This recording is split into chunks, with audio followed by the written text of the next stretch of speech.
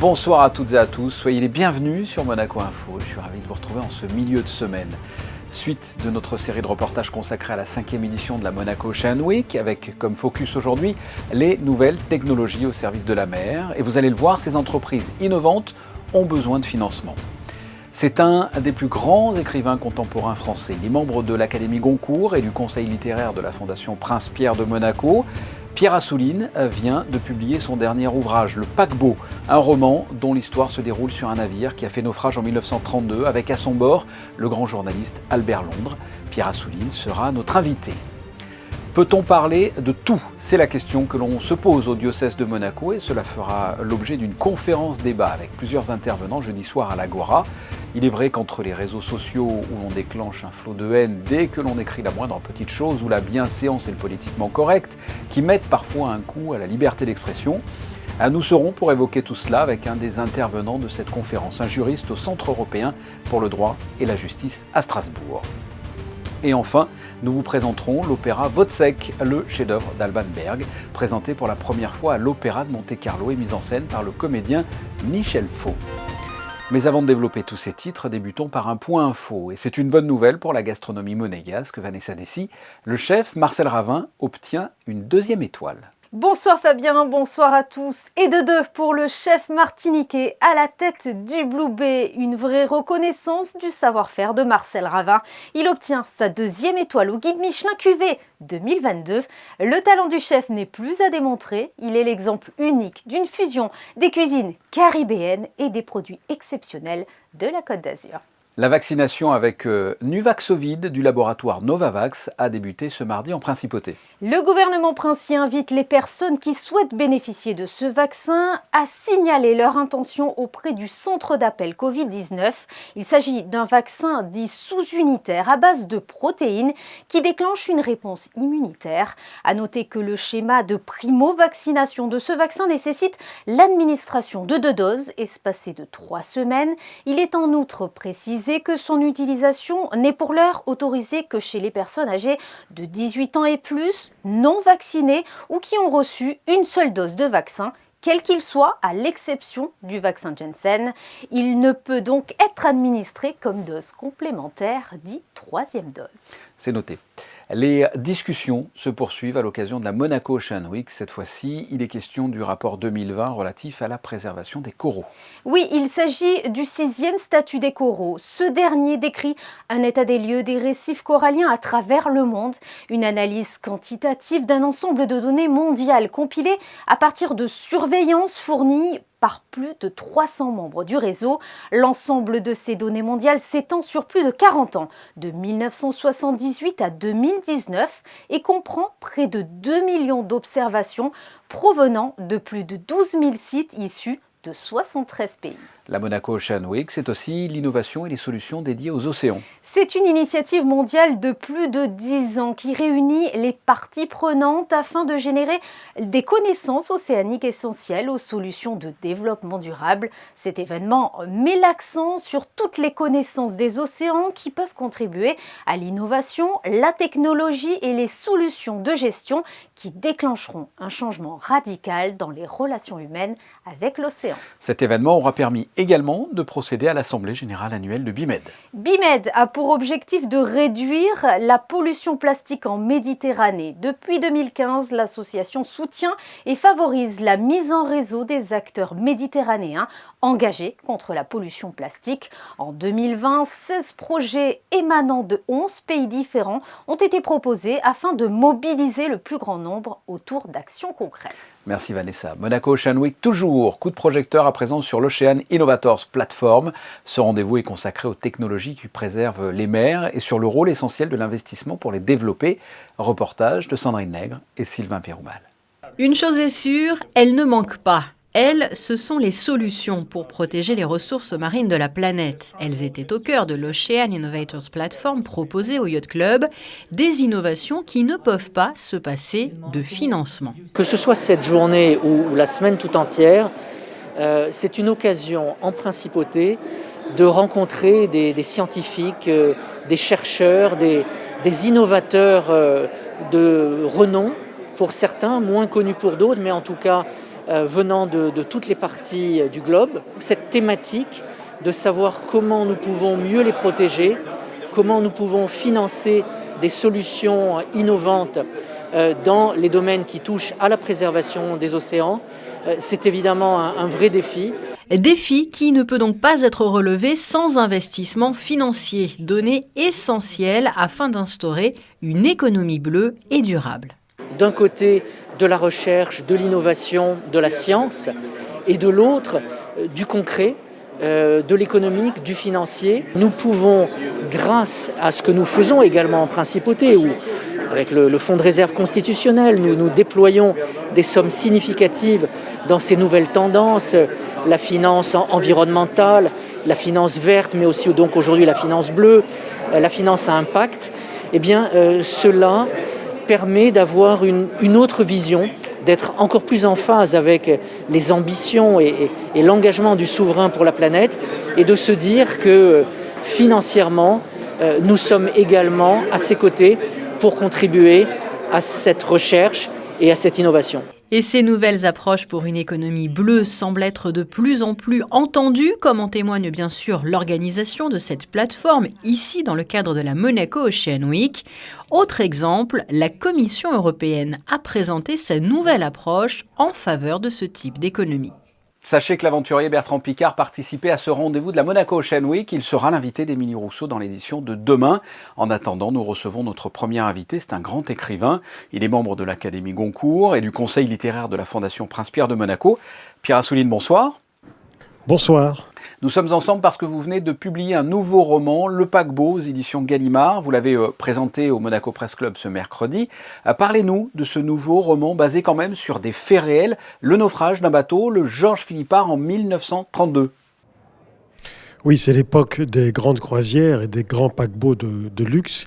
Je voulais raconter le huis clos d'une croisière un peu emblématique parce que c'était la croisière inaugurale de ce paquebot sur la ligne Marseille, Yokohama et retour, donc en passant par le Vietnam, etc., l'Indochine, et raconter l'atmosphère sur ce bateau, les rencontres entre les gens, tout ce qui se passe, les histoires, les malentendus, les quiproquos, bien sûr, une part de comédie, comme dans toute croisière, mais aussi et surtout, n'oublions pas que nous sommes à quelques mois de la prise du pouvoir par Hitler, et déjà, son parti arrive deuxième aux élections législatives et il y a des lanceurs d'alerte, comme on dit aujourd'hui et qu'on ne disait pas à l'époque, pour alerter l'opinion publique et notamment sur ce bateau, pour dire aux gens n'ayez aucune complaisance pour ce type-là, Hitler, parce que si jamais il prend le pouvoir, et il va le prendre, ça va être terrible pour l'Europe.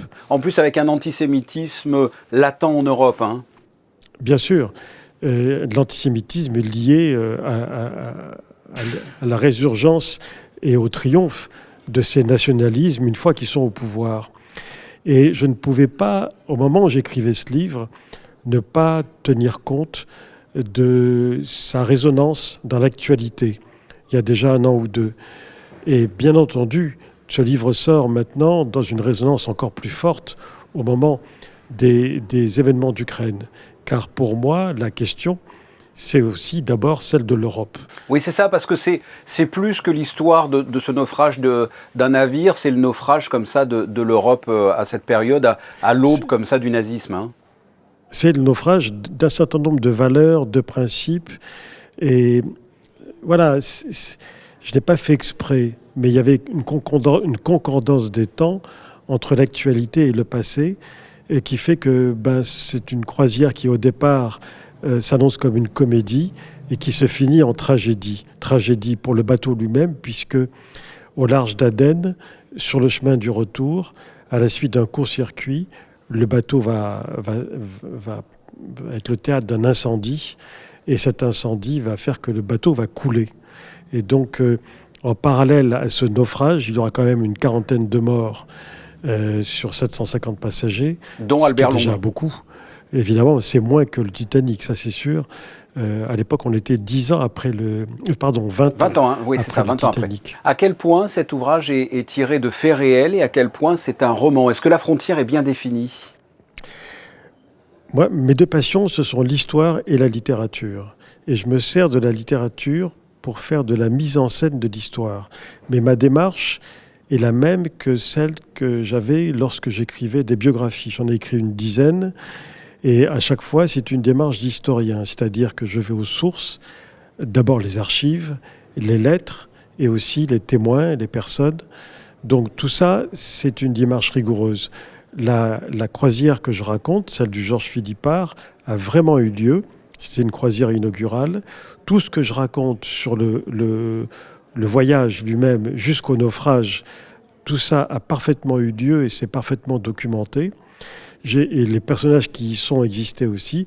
J'ai juste rajouté 5 ou 6 personnages imaginaires pour des raisons dramaturgiques, disons, à commencer par le narrateur, celui qui raconte cette histoire dans laquelle il est emporté. Vous êtes romancier, vous êtes journaliste également. Dans votre livre, il y a le grand reporter Albert Londres qui trouva véritablement la mort sur ce bateau. Qu'est-ce que vous évoque Albert Londres, ce grand reporter? Parce que c'est pas la première fois que vous écrivez un livre sur lui. Albert Londres, c'est le saint patron des reporters, petits et grands. Ouais. Et ça le reste. C'est quelqu'un. C'est votre vision du journalisme? C'est une vision. Bien sûr, ça peut paraître un peu daté aujourd'hui, Albert Londres, parce que c'était un journalisme qui se pratiquait dans une Europe où les moyens de circulation, pas seulement l'Europe d'ailleurs, le monde, où les moyens de diffusion n'étaient pas du tout ceux d'aujourd'hui. Il avait un esprit et il avait un regard. Et c'est ce regard qui est pour moi une leçon. C'est pas seulement une méthode, il y a des trucs bien sûr, mais c'est d'abord une façon de voir le monde. Dernière question qui n'a rien à voir avec le sujet. La dernière fois que l'on s'est vu, on a pas mal parlé, notamment de sport. Vous jouez toujours au jeu de paume? Oui, vous avez de la mémoire. Je joue toujours au jeu de paume à Paris, pas autant que je le voudrais. Et puis les 2 confinements ont fait que la salle de paume a été fermée, comme toutes les salles de sport. Mais on y est revenu et de plus belle, oui. J'aime toujours ça, toujours autant. Pour résumer, on va dire que c'est l'ancêtre du tennis et de la pelote basque. Pierre Assouline et de tous les sports de raquettes. Exactement. Je le rappelle donc, votre dernier ouvrage vient de paraître, Le Paquebot, aux éditions Gallimard. Et puis on vous retrouvera en principauté mi-avril, le week-end du 16 et 17 avril, précisément à l'occasion du 11e Salon international du livre de Monaco, au Grimaldi Forum. Merci d'avoir répondu à mes questions. Je vous en prie, à bientôt. On vous retrouve, Vanessa Dessy, pour un deuxième point sur l'actualité. Le théâtre des Muses proposait Les mots bleus, un punchline d'amour face à la violence faite aux femmes. 2 comédiennes, 15 personnages, une succession de tableaux, tantôt émouvants, tantôt drôles. La pièce met en lumière cette part d'ombre de la société à travers différents points de vue, victimes, témoins et bourreaux. La création Les mots bleus expose toutes les formes de violence faites aux femmes. La représentation s'est soldée par un bord de scène autour des différents acteurs concernés, la présidente de l'association d'aide aux victimes d'infractions pénales ainsi que la déléguée interministérielle pour les droits des femmes. Elles ont pu ainsi échanger avec le public et les comédiens. L'Institut audiovisuel propose tout au long de l'année des projections dans une grande salle de cinéma, comme très souvent au Théâtre des Variétés, mais pas seulement. Et oui, il y a également des projections dans la petite salle de cet institut. C'est le cas ce samedi à 16h dans le cadre du cycle Les pionniers du cinématographe en France à l'époque du prince Albert Ier de Monaco. Je vous propose d'écouter la responsable des actions culturelles de l'Institut audiovisuel qui nous parle justement d'un des pionniers du cinéma. Georges Méliès, évidemment, on le connaît pour son grand succès, la première science-fiction au cinéma qui est Le Voyage dans la Lune. Mais ce qu'on oublie, c'est que c'est aussi le premier qui a travaillé en studio. Voilà, ces grandes verreries dans lesquelles il mettait des machineries de théâtre, des décors, les acteurs qui venaient jouer. C'est lui qui a inventé, on va dire, le côté spectaculaire et fiction du cinéma. Et la petite surprise de cette séance, c'est que la personne qui animera la séance est un magicien. Donc il a créé une épastrouillante conférence. C'est un terme de Méliès lui-même, qui venait lui aussi du théâtre et qui était illusionniste. Donc avec cette séance ouverte à tout le public, faut penser que si vous voulez venir avec votre enfant de 7-8 ans, c'est vraiment conseillé parce qu'on apprend beaucoup de choses, on découvre ce milieu assez spectaculaire des débuts du cinéma, les trucages, et tout ça en plus avec un magicien qui vient en faire sur scène. De la découverte du cinéma et de la magie ce samedi à 16h, la séance est à 5 € et il est préférable de réserver en contactant directement l'Institut audiovisuel de Monaco. Une conférence dédiée à la bioéthique était organisée à la maison diocésaine. Toute l'année, le diocèse de Monaco propose un grand nombre de rendez-vous accessibles à tous. Des spectacles, des soirées pour débattre, des temps d'enseignement, des groupes de rencontres, mais aussi des conférences. Comme ce mercredi soir, les discussions se sont orientées autour des vastes sujets concernant les technologies biomédicales et les soins palliatifs. Un événement en présence du souverain. Merci Vanessa. Autre actualité du diocèse, ce jeudi 19h30 va se dérouler une conférence à l'Agora avec un thème très intéressant. Peut-on parler de tout? Avec nous ce soir, un des intervenants, il est juriste au Centre européen pour le droit et la justice à Strasbourg. Christophe Folzen-Logel, bonsoir. Bonsoir. Vous imaginez bien quelle sera ma première question? C'est tout simplement le thème de la conférence. Peut-on parler de tout? Je peux répondre presque directement, mais c'est parce que c'est le développement qui va suivre qui est peut-être le plus intéressant. Non, je pense que les gens le savent, le perçoivent, s'en rendent compte. Objectivement, on peut pas parler de tout. Il y a des limites, et il y a des limites dans de très différents domaines. Il y a d'abord les limites que les gens se mettent eux-mêmes, Oui. les limites que les médias, que les journalistes, que les GAFAM mettent en place. Et puis, il y a aussi les limites juridiques de la loi, du Parlement, mais aussi des juridictions, les interprétations. Et donc, tout ça, ce sont des limites réelles, concrètes, qui font que la liberté d'expression n'est pas absolue. Je pense qu'au-delà de la question aussi, peut-on parler de tout, d'autres questions se posent. Comment parler de tout et avec qui? C'est sûr qu'il y a des sujets qui ont toujours été difficiles, des sujets dont on pouvait parler avant et dont aujourd'hui on ne peut plus trop parler. Moi, je travaille à Strasbourg auprès de la Cour européenne des droits de l'homme, et donc depuis ces 10 dernières années, il y a beaucoup d'affaires qui sont venues auprès de cette Cour européenne, puisque chaque citoyen presque peut la saisir quand il estime que dans son pays, un de ses droits n'a pas été respecté. Vous avez quelques exemples comme ça? Oui, tout à fait. Alors, il y en a un très connu dont je parlerai, c'est l'affaire ES contre Autriche. Donc, il s'agissait d'une militante qui avait fait une conférence sur l'islam et elle avait été très critique sur l'islam, sur Mahomet, et elle avait même posé donc une question rhétorique. Mahomet s'est marié avec une jeune fille. Comment est-ce qu'on qualifie ça dans notre droit, si ce n'est de la pédophilie? Et ça a déclenché des poursuites pour ses propos. Elle a été condamnée en Autriche et la Cour européenne des droits de l'homme, de manière assez surprenante, a confirmé la condamnation de cette conférencière parce qu'elle avait porté atteinte à l'islam, elle avait voulu critiquer cette religion. Vous pensez que depuis quelques années, la liberté d'expression de façon générale a été malmenée? Il y a un arrêt fondateur qui s'appelle Handicide en 1976 de la Cour européenne des droits de l'homme, dans lequel elle dit que une société démocratique, elle est fondée sur le débat. Et donc, il faut accepter les idées qui choquent, qui heurtent. Elle a comme ça plein de mots de vocabulaire pour dire qu'il faut accepter la confrontation d'idées, même si ça peut être, si on peut être vexé, si on peut être atteint, si on peut être choqué, justement. Et depuis, il y a quand même beaucoup de sujets sur lesquels il ne fait pas bon de choquer, de critiquer. Concernant les réseaux sociaux, on ne peut plus rien écrire maintenant sans un déferlement de haine. Comment vous expliquez ça? Il y a plusieurs aspects dans la contrainte. Vous voyez, quand vous écrivez quelque chose sur le réseau social, vous pensez à votre réputation, vous pensez à justement aux tweets ou aux réponses qu'on pourrait vous envoyer dans la figure en retour. Donc il y a parfois déjà une autocensure. Ensuite, vous dites, bon, je vais pas dire ça parce que ça c'est carrément contre la politique interne du réseau social lui-même. Et donc là, c'est aussi très important, il y a eu une grosse évolution. Je pense que c'est un marqueur que tout le monde a en tête, c'est que le président des États-Unis, Donald Trump, s'est fait censurer et bannir de Twitter et de Facebook. Et la dernière décision très intéressante que je voudrais mentionner, c'est quand même que Facebook a reconnu faire une entorse à son règlement par rapport aux propos qui concernent la Russie. Mais là, il y a une petite exception, contre Vladimir Poutine ou contre les soldats russes, des propos qui normalement devraient être inacceptables par la plateforme sont tolérés à raison du contexte et du conflit qu'il y a en Ukraine. Parlons justement de la Russie. Il est parfois dangereux de parler de tout, ça peut vous tuer, ça peut vous emmener en prison, avec par exemple le conflit ukrainien, où lorsque l'on emploie le mot guerre en Russie pour parler de l'Ukraine, on est passible, je crois, maintenant de 15 ans de prison. Oui, les peines sont extrêmement fortes, mais en fait, on voit bien que l'information, la liberté d'expression fait partie en fait d'un terrain de bataille aussi.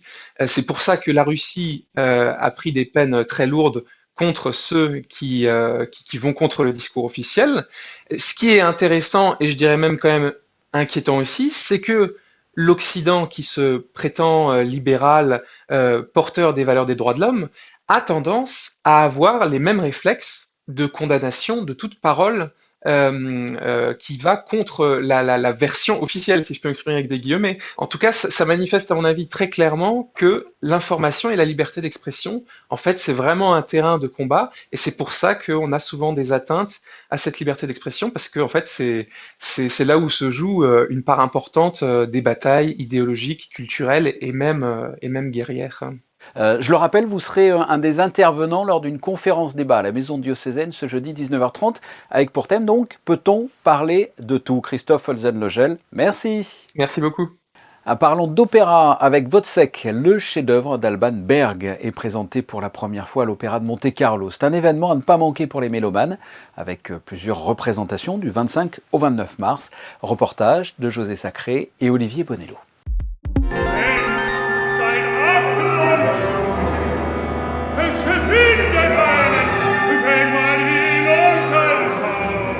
Wozzeck d'Alban Berg est un opéra unique en son genre. Créé à Berlin en 1925, cette œuvre, l'une des plus puissantes et des plus originales du début du XXe siècle, est donnée pour la première fois à l'Opéra de Monte-Carlo, avec l'Orchestre Philharmonique de Monte-Carlo sous la direction de Kazuki Yamada, une distribution d'exception et une mise en scène inspirée de Michel Faux.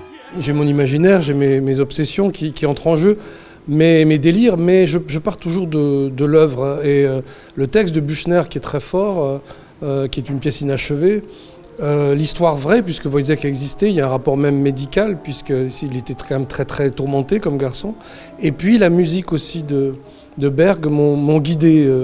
Et je voulais vraiment mettre en relief l'aspect poétique de l'œuvre, l'aspect onirique, l'aspect métaphysique même, et aussi mystique de cette œuvre que souvent on contourne. C'est une pièce qui raconte que Wozzeck dit à un moment donné l'homme est un abîme, donc c'est une vision un peu apocalyptique de l'être humain. Ils sont tous un peu perdus en fait, et tous, et Wozzeck le premier, ils sont tous tourmentés, ils sont tous. Alors ils essaient de se raccrocher à des repères, mais notamment le pouvoir, la foi. La position sociale, etc. Mais en effet, ils sont tous un peu perdus. C'est un peu une œuvre décadente, en effet.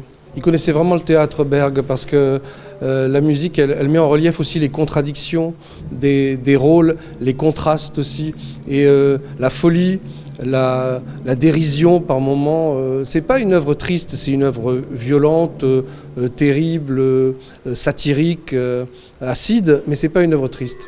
Wozzeck pour la première fois à l'Opéra de Monte-Carlo du 25 au 29 mars. Vous avez probablement reconnu le metteur en scène aux multiples facettes, comédien et également chanteur Michel Faux. C'est notre rendez-vous quotidien, le point météo. Le soleil s'est véritablement installé sur la principauté.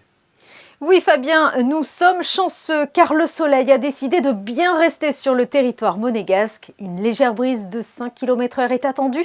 Les températures resteront assez fraîches de 7 à 18 degrés. Le soleil se lèvera à 6h25 et se couchera à 18h48 et nous fêterons les Catherines. Bonne fête aux Catherines, sans oublier les Lilianes que l'on célèbre le 27 juillet. Les photos de fin de journal sont consacrées aux gestes de premier secours. Il faut savoir que Monaco est un des rares pays à proposer cette formation à la population gratuitement. Nous vous proposerons la semaine prochaine un Focus Info sur ces gestes qui sauvent des vies et qui sont prodigués par la Croix-Rouge. Mais en attendant, ces photos ont été prises par Michael Alési et Stéphane Dana. Ce journal est terminé. Je vous propose de retrouver Émilie Rousseau demain à 19h. À très bientôt. Au revoir.